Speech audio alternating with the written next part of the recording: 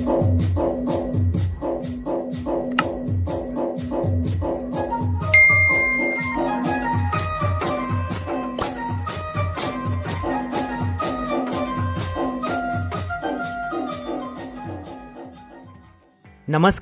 नंदुरबार तालुक्यातील सर्व नुकसानग्रस्त शेतकऱ्यांसाठी एक अतिशय महत्त्वाची माहिती.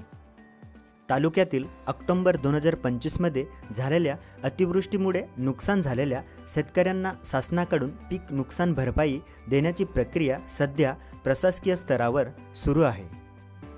या प्रक्रियेनुसार सर्व पात्र शेतकऱ्यांनी आपली ई-KYC प्रक्रिया पूर्ण करणे अनिवार्य आहे. ई-KYC पूर्ण करण्याची अंतिम तारीख आहे 28 फेब्रुवारी 2026. या तारखेपर्यंत ज्या शेतकऱ्यांची ई-KYC पूर्ण होणार नाही त्यांच्या खात्यात नुकसान भरपाईची रक्कम जमा होणार नाही आणि ती रक्कम शासनाकडे परत जाईल.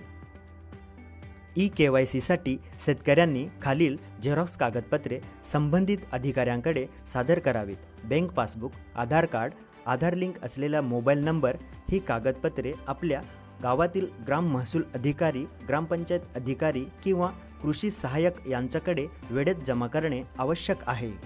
लक्षात ठेवा, वेळेत माहिती सादर न केल्यास, ई-KYC पूर्ण न केल्यास नुकसान भरपाईपासून वंचित राहण्याची जबाबदारी संबंधित शेतकऱ्यावरच राहील.